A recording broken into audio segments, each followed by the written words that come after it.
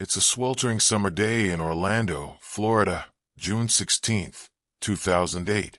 The sun beats down on suburban streets lined with palm trees and pastel houses where kids splash in sprinklers and life feels safe, predictable, almost idyllic. A snapshot of the American dream. But in one modest home on Hope Spring Drive, a 2-year-old girl, Caylee Anthony, with big brown eyes, curly hair, and a smile that could melt the hardest heart, vanishes without a trace, her absence a crack in the facade of that dream. Her mother, Caylee Anthony, a 22-year-old single mom with a carefree laugh and a penchant for late-night parties, doesn't report her missing. Not for hours, not for days, but for 31 agonizing days. Her silence a scream that echoes louder than any alarm. A mystery that would unravel a family and grip a nation. When the police are finally called, it's not by Caylee, but by her own mother, Cindy Anthony, frantic and sobbing on a 911 call, her voice trembling with panic and dread. "There's something wrong. I found my daughter's car today, and it smells like there's been a dead body in the damn car," she says, per the July 15th, 2008, Orlando Police Department 911 call transcript. Her words a spark that would ignite a firestorm. Months later, Caylee's tiny remains are found in a swampy lot near the family home, wrapped in a black trash bag, duct tape across her face, her Winnie the Pooh blanket a cruel reminder of the life she'd lost, her innocence snuffed out in a way that defies comprehension.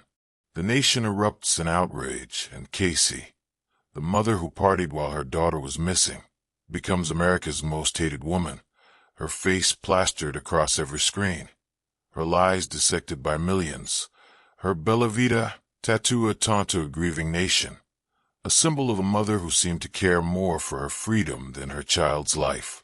But in a trial that gripped the world, a verdict would shock everyone, leaving a question that haunts us still. If Caylee didn't kill Caylee, who did?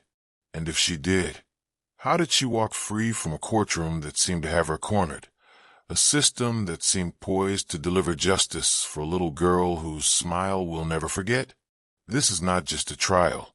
It's a courtroom drama that tore a nation apart, pitting raw emotion against cold evidence, truth against a web of lies, justice against a system that seemed to fail a child whose laughter once filled a home, now shrouded in grief. It's a story of a mother who seemed ordinary but acted extraordinarily callous, a case that forced America to confront its deepest fears about family, betrayal, and the limits of the law, a mystery that exposed the fault lines in our hearts and our system. Stay with us as we uncover the lies, the questions, the courtroom battles, the media frenzy, and the verdict that divided America. A verdict that left Caylee Anthony's ghost crying out for answers that may never come. A wound that still bleeds in the heart of a nation searching for truth. A story that refuses to fade into the shadows. Caylee Anthony was 22, a young single mother living with her parents, George and Cindy, in a modest ranch-style home in Orlando, Florida. Her life a patchwork of late-night parties, fleeting romances, and small-town dreams that never quite took flight, always teetering on the edge of something undefined, described by friends as fun-loving, charismatic, and the life of the party. Per a 2008 Orlando Sentinel report, Caylee was a high school dropout who drifted between odd jobs, waitressing at local diners, retail at mall stores, nothing permanent, her smile bright, but her eyes often distant, as if hiding a secret she kept even from those closest to her, a shadow behind her laughter. She was a paradox, a mother who doted on her daughter in public, dressing her in tiny sundresses with matching bows, snapping photos of her giggling at the zoo or park, but whose private life was a tangle of secrets, lies, and evasions that would unravel in the most public, devastating way possible. Her daughter, Caylee Marie Anthony, born August 9th, 2005, was her opposite, A radiant 2-year-old with curly brown hair, a contagious giggle that lit up rooms, and a love for singing. "You are my sunshine," with her grandmother Cindy, her tiny voice a melody that brought joy to a family on the brink. Caylee was her world, Cindy told police in 2008, her voice breaking per a court transcript, her hands clutching a photo of Caylee's toothy grin, her eyes sparkling with life, her cheeks flushed with the innocence of a child who trusted the world. She was a perfect little girl, always happy, always loved, the kind of child who made everyone smile, who made you believe in goodness and hope. But on June 16, 2008, Caylee vanished, her absence a void that swallowed the Anthony family whole, a darkness that crept into their home and never left, a silence that replaced her laughter. Casey didn't report her missing. Not that day. Not the next, not for 31 days. A delay that would define her in the eyes of the world, branding her as a mother who didn't care, a monster in human form, a woman who seemed to turn her back on her own child. During that time, she partied at Orlando nightclubs, shopped for clothes at Target, and told friends Caylee was with a nanny named Zanny, her voice calm, her demeanor unshaken, her lies delivered with a confidence that chilled those who heard them, as if she believed her own story. It wasn't until July 15th, when Cindy, alarmed by Casey's evasiveness and a putrid smell in Casey's white Pontiacs on fire, a smell she later described as death itself, per a 2008 police report, called 911, that the truth began to unravel, the facade began to crack. "There's something wrong," Cindy sobbed on the call, per the police transcript, her voice raw with panic, her hands trembling as she spoke, her heart racing with a mother's fear. "I found my daughter's car today, and it smells like there's been a dead body in the damn car. I can't find my granddaughter, and Casey won't tell me where she is. She's lying to me, and I'm scared." The call sparked a massive search, with volunteers combing Orlando's streets, swamps, and forests, their hope fading with each passing hour, their posters of Caylee's smiling face a plea to a world that was listening but finding nothing, their hearts breaking with every empty lead. For Casey, it was the beginning of a descent into infamy, her every move scrutinized, her every lie a spark that would ignite a firestorm of public rage, her life a stage where she played the role of a mother, but one the world would come to despise, a role that would define her as America's villain, a name synonymous with betrayal. For months, Orlando police, FBI agents, and thousands of volunteers scoured Central Florida, their search for Caylee a desperate race against time, their hearts heavy with the fear that they were already too late, their footsteps echoing through swamps and neighborhoods as they called her name. Casey's story unraveled quickly, each lie collapsing under the weight of scrutiny like a house of cards in a storm, each word a thread that pulled apart the fabric of her credibility. She claimed Caylee was with a nanny named Zanny Gonzalez, who had kidnapped her, spinning a detailed tale of a woman who lived in an Orlando apartment complex, complete with a backstory and a phone number, but no such person existed, despite exhaustive searches of databases, neighborhoods, and even a real Zanny Gonzalez who had no connection to Casey. Per a 2008 police report, she said she worked at Universal Studios as an event planner, leading detectives on a bizarre trek through the theme park's offices, walking confidently down hallways, pointing at empty desks, until cornered by a security guard, admitting the lie with a shrug, her face blank, her voice calm, per a 2008 interrogation transcript. She claimed she'd been searching for Caylee herself, calling friends and contacts, but her phone records told a different story. Calls to bars, texts to her boyfriend, Tony Lazaro, plans for parties and club nights, no trace of panic or urgency. Per a 2008 forensic analysis, She was spinning a web. Lead Detective Yuri Melik told Dateline in 2011, his voice heavy with frustration, his eyes narrowed with suspicion as he recounted the investigation, his hands clenched as if still grappling with her lies. Every word out of her mouth was a lie, and we knew it. She was playing us, and we weren't falling for it, but it was like chasing a ghost, a shadow that kept slipping away. On December 11th, 2008, a meter reader named Roy Kronk stumbled upon a small skull in a wooded lot less than a quarter-mile from the Anthony home, hidden in a trash bag among vines, mud, and palmetto fronds, the swamp reclaiming what was left of a life, its humidity and insects erasing details, but not the horror. It was Caylee. The body was so decomposed, skeletonized by 6 months in Florida's humid, insect-ridden swamp, that the medical examiner, Dr. Jan Garavaglia, couldn't determine the cause of death, per the 2009 autopsy report, the bones offering no clear answers, but plenty of questions. But the details were chilling, each one a dagger to the heart, a piece of a puzzle that screamed foul play. Duct tape was wrapped around the child's face, covering her mouth and nose, its adhesive still clinging to bone, a grim signature of intent that haunted investigators. Her remains were stuffed in a black plastic bag, alongside a Winnie the Pooh blanket from her bed, a laundry bag from the Anthony home, and a shredded diaper, heartbreaking relics of her short, vibrant life. Items that once brought comfort now buried in a swamp. The duct tape was a red flag, Prosecutor Jeff Ashton told CNN in 2011, his voice steady but laced with anger, his hands clenched as he spoke, his eyes burning with the weight of the case. It wasn't there by accident. It suggested intent, a deliberate act, not a careless mistake, not an accident.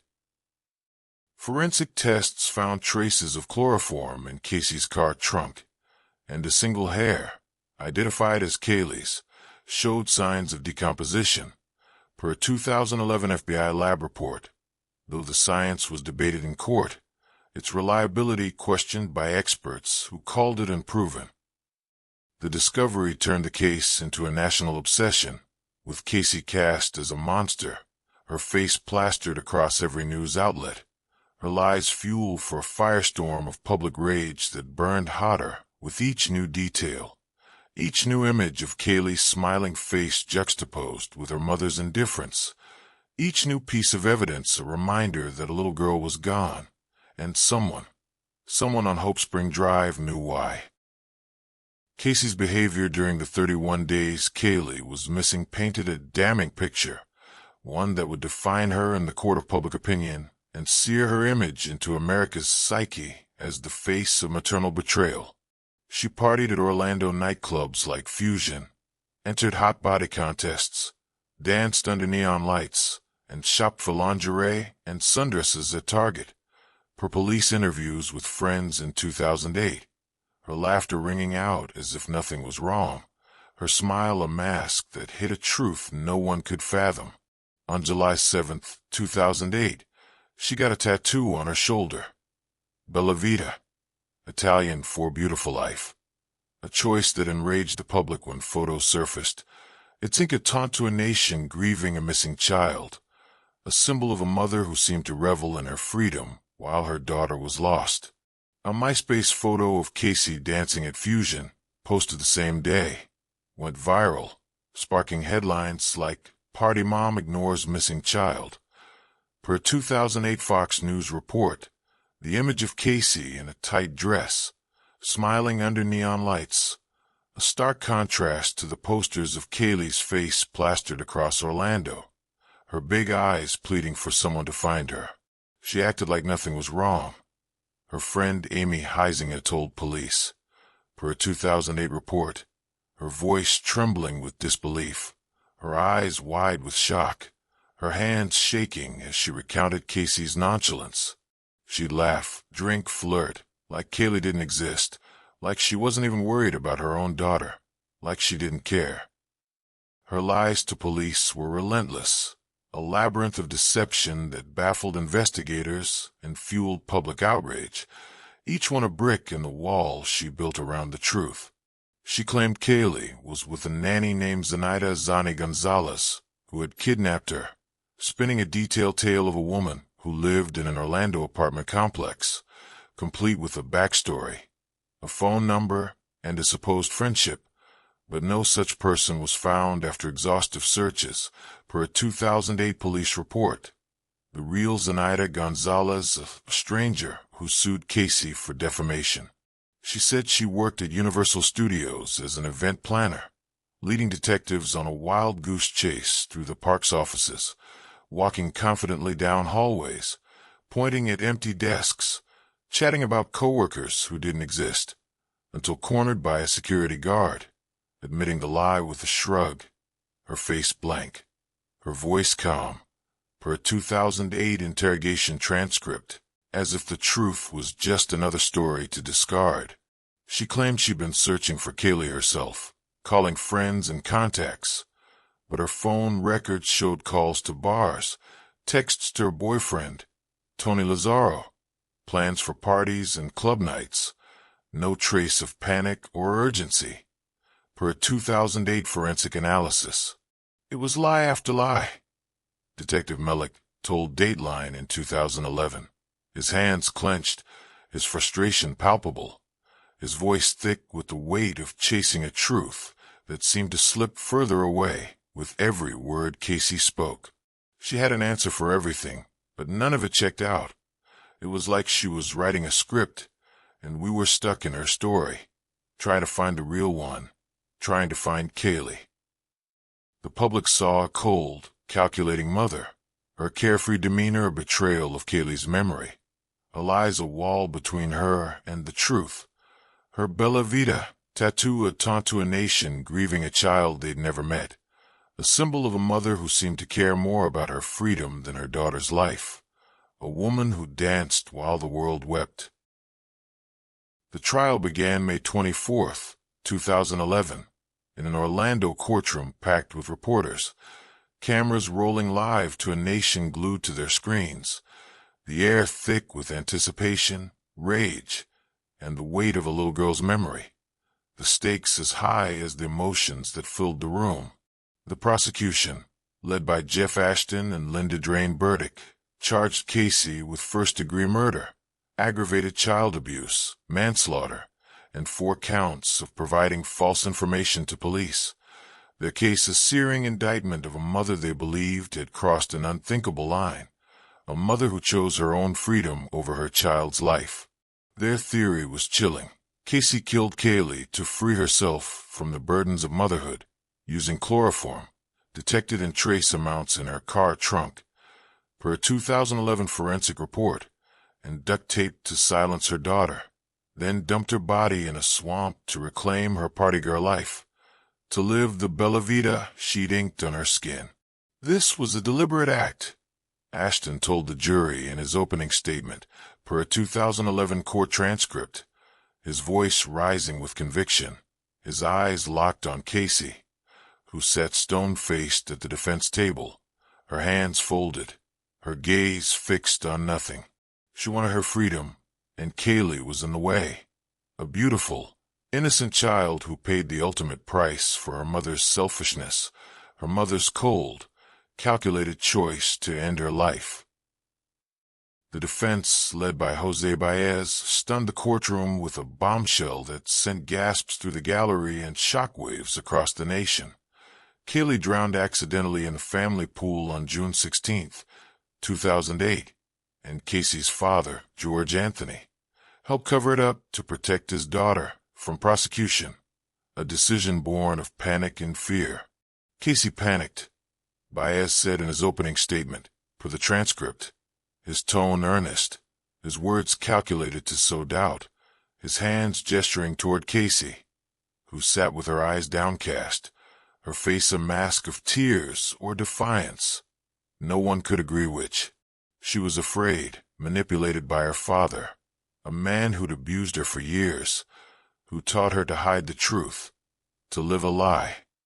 The defense alleged George molested Casey as a child, a claim he tearfully denied on the stand, his voice breaking, his hands shaking as he faced the jury, his body slumped as if the accusation had drained him. "I would never hurt my daughter or my granddaughter," he said, per a 2011 CNN report, his eyes wet with tears, his face etched with pain, his voice a plea for belief in a courtroom that felt like a battlefield. The claim, unsupported by evidence, was seen as a desperate ploy, a Hail Mary attempt to shift blame, yet it sowed doubt, painting Caylee as a victim of abuse and trauma, her lies a product of fear rather than guilt, her silence a shield against a world that had already judged her.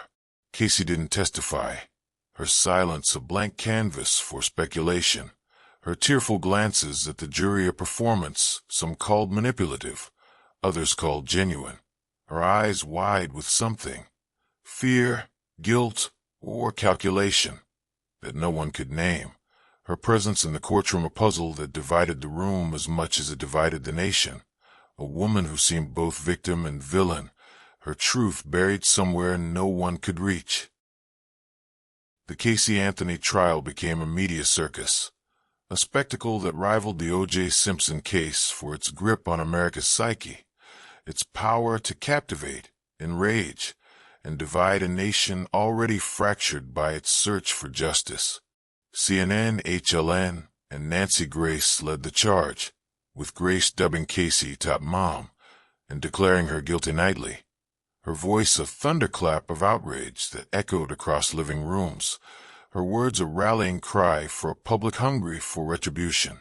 "This mother knows what happened, and she's lying," Grace shouted on HLN in 2011, her eyes blazing, her hand slamming her desk, her words fueling a public already baying for blood, her broadcasts a nightly courtroom where Caylee was tried and convicted in the public's mind.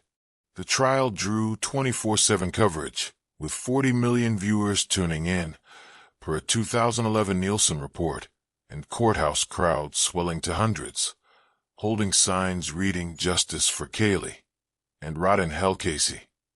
Their voices a chorus of grief and anger, per a 2011 Orlando Sentinel report, their faces streaked with tears and rage.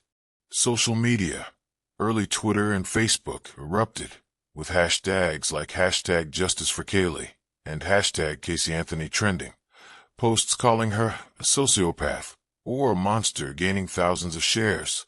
A 2011 tweet reading, "How does she sleep at night knowing her baby's dead?" retweeted 8,000 times, its words a raw wound in the public's heart, a cry that echoed across digital platforms and living rooms alike. The media painted Caylee as a villain, her party photos, Bella Vita tattoo, and lies fuel for a narrative of guilt that drowned out nuance, turning her into a caricature of evil, a mother who betrayed her child in the most unthinkable way. But the coverage skewed perception, blurring the line between evidence and emotion, fact and fury, creating a trial by media that convicted Caylee before the jury was even seated, before a single piece of evidence was presented. The media convicted her before the trial began. Defense attorney Cheney Mason told ABC News in 2011, his voice gruff with disdain, his eyes sharp with frustration, his hands gesturing to the cameras that never stopped rolling. They wanted blood, not justice, and they fed the public a story that wasn't the whole truth, a story that sold ratings, not facts, a story that made Caylee a monster before she ever had a chance. The nation split.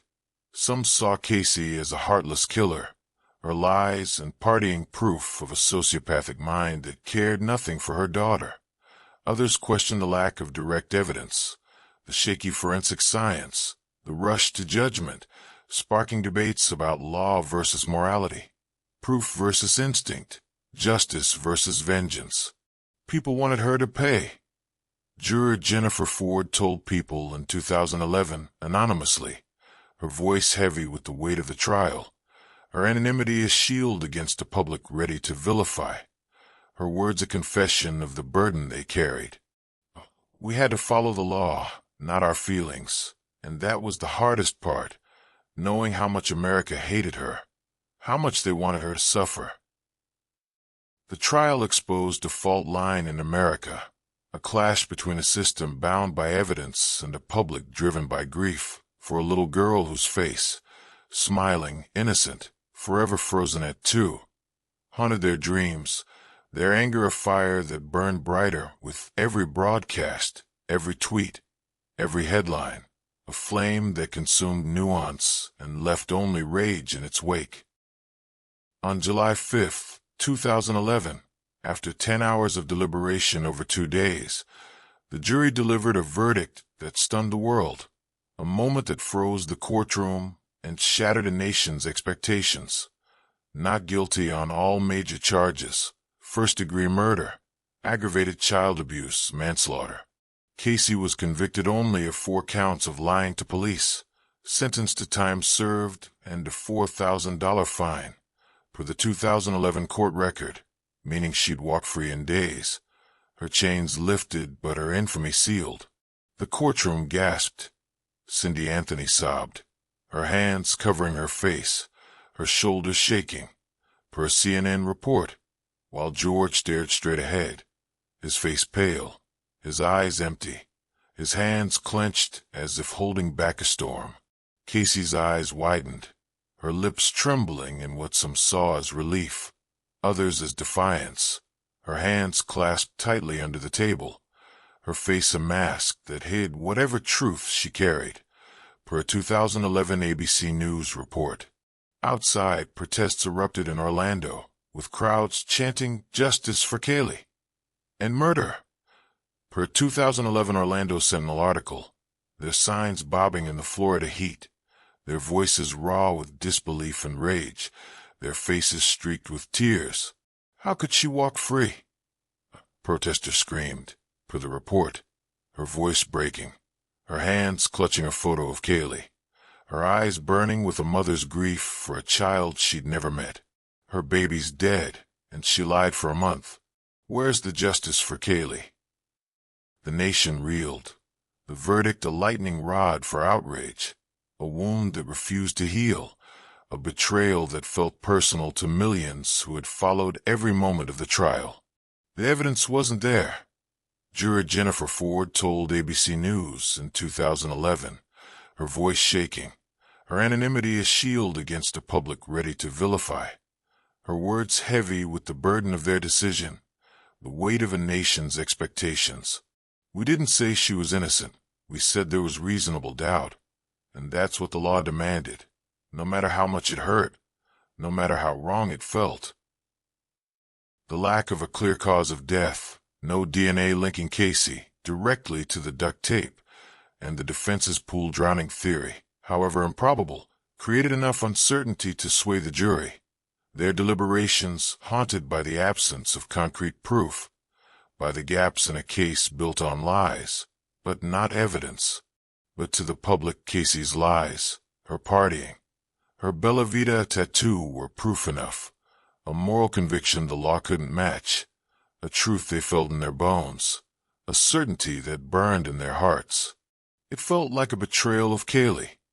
Nancy Grace told HLN in 2011, her eyes blazing, her voice a mix of fury and grief, her hand slamming her desk as she spoke to a nation that shared her rage. A little girl is dead, her body thrown away like garbage, and her mother walks free. Where's the justice in that? Where's the justice for a child who can't speak for herself? The verdict exposed a divide. The law demanded evidence, cold and concrete, a chain unbroken by doubt. But the public demanded justice for a child whose face haunted their dreams, their anger a fire that burned for years, a flame that still flickers in the heart of America, a wound that refuses to close, a question that lingers like a ghost. Caylee Anthony walked free on July 17, 2011, slipping out of jail under cover of darkness, flanked by armed security, her face hidden behind sunglasses and a baseball cap, her future uncertain, her past a chain she'd never escape, a name that would forever be synonymous with infamy. She reportedly changed her name and appearance, living quietly in Florida, working as a freelance photographer and legal researcher for her attorney's firm, per a 2017 People magazine report. Her life a shadow of the party girl days that had damned her in the public's eyes, her existence a careful dance to avoid the spotlight that still hunted her. She gave rare interviews, including a 2017 Associated Press sit-down, where she said, "I didn't do it, but I don't know what happened to Caylee." Her voice soft, her eyes guarded, her words doing little to quell the public scorn, her presence a spark that reignited old flames of rage, her story a puzzle that refused to fit together. A 2022 Peacock docuseries, Caylee Anthony, Where the Truth Lies, reignited interest, with Caylee claiming she was abused by her father, George, and that Caylee's death was a pool drowning accident covered up by him to protect the family, to shield them from the law's judgment. "I was a victim too," she said, per the docuseries, her voice calm but calculated, her eyes meeting the camera with a defiance that felt rehearsed to some, raw to others, her words a plea or a performance. No one could agree. George Anthony denied it, calling the claims vile and heartbreaking. Per a 2022 Fox News interview, his face etched with pain, his hands clenched, his voice breaking as he said, "I loved Caylee, and I love my daughter, despite everything. I'd give my life to know what happened, to bring her back." The public remains divided, a fracture that persists like a scar across America's conscience, a wound that bleeds with every new documentary, every new headline. A 2023 X poll with 15,000 votes showed 70% believe Caylee was guilty, 20% think she's innocent, and 10% are unsure, reflecting a nation still wrestling with the case, still haunted by Caylee's face, still searching for answers that may never come. Documentaries like the case of Caylee Anthony, 2018, and podcasts like Crime Junkie, 2020, keep the case alive, dissecting forensic reports, witness statements, and the trials every moment, but no new evidence has emerged, no smoking gun to answer the question that lingers like a ghost. If Caylee didn't kill her daughter, who did?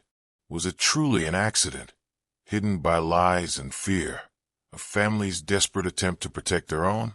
Or was it a crime that slipped through the cracks of justice, protected by a system that values proof over instinct, evidence over emotion? She knows what happened. A 2023 Reddit user posted on r/truecrime. Their words upvoted 12,000 times, their frustration a mirror of a nation's, their anger a flame that still burns. But she'll take it to her grave, and we'll never know the truth, never know what happened to that little girl. The case remains a wound, a mystery that refuses to heal, a story that keeps us searching for answers in the shadows, chasing a truth that may be as lost as Caylee herself. Sometimes the law says not guilty, but justice isn't always found in court. The Caylee Anthony trial left America grappling with that truth, a wound that festers still, a question that haunts every heart that saw Caylee's smiling face, her curly hair, her tiny hand clutching a teddy bear, her laughter a melody that should have filled years but was silenced forever. Caylee Anthony, a little girl who loved to sing, "You Are My Sunshine," was found dead, her face wrapped in duct tape, her body discarded like trash in a Florida swamp, her Winnie the Pooh blanket a heartbreaking echo of the life she'd lost, her innocence a light snuffed out too soon, a loss that broke a nation's heart. Her mother lied for 31 days, partied while the world searched, and spun a web of deception that ensnared a nation, yet walked free. The jury's verdict a legal necessity, but a moral outrage to millions who saw Caylee's face and felt a loss like their own, who saw Caylee's lies and felt betrayed by a system that let her go. "We followed the law," juror Jennifer Ford told People in 2011, her voice heavy with the weight of their decision, her anonymity a shield against the public's hate, her words a confession of the burden they carried. But it broke our hearts. We wanted answers as much as anyone, but we couldn't convict on feelings alone, couldn't convict without proof beyond a reasonable doubt. The ghost of Caylee Anthony lingers, her unanswered questions echoing in the silence of a case that refuses to rest, a mystery that claws at the edges of our conscience, a story that forces us to confront the limits of justice and the weight of truth. Did Casey kill her daughter to reclaim her freedom, to live the bella vita she inked on her skin, to escape the weight of a child she loved but couldn't handle, a child who tied her to a life she didn't want? Was it a tragic accident, a pool drowning covered up in panic, as the defense claimed, hidden by a family fractured by secrets, by shame, by fear? Or does the truth lie elsewhere, buried with Caylee in that swamp, hidden by lies too tangled to unravel, protected by a silence too deep to break, a truth too heavy for a family or a nation to bear? I'll never know what happened, Zanny Anthony said in a 2018 interview with 2020, tears streaming down her face, her hands clutching a photo of Caylee, her voice a whisper of grief that carried the weight of a mother's loss, a grandmother's heartbreak. But I lost my granddaughter, and I lost my daughter. Both are gone, and I'm left with nothing but questions, nothing but pain. The case remains a mirror, reflecting our deepest fears about justice, truth, and the system's limits, a story that forces us to ask, was Caylee Anthony a monster who escaped justice, a sociopath who played a grieving nation for fools? Or was she a misunderstood mother caught in a tragedy too complex for the law to untangle, a woman judged by emotion rather than evidence? Was the verdict a miscarriage of justice, driven by a public's rage over a mother's lies, or a painful but correct application of the law? A reminder that proof must outweigh passion, that doubt must outweigh grief? Drop your thoughts below. Do you believe Caylee Anthony got away with murder, or was she a victim of a system and a public that judged her too harshly, that convicted her in their hearts before the trial began? Share Caylee's story to keep her memory alive, to demand answers for a little girl who deserved better, a child whose voice still echoes in the silence. And join us next time as we chase another mystery that refuses to rest, another truth that haunts the heart of America, another ghost that cries out for justice in a world that may never find it.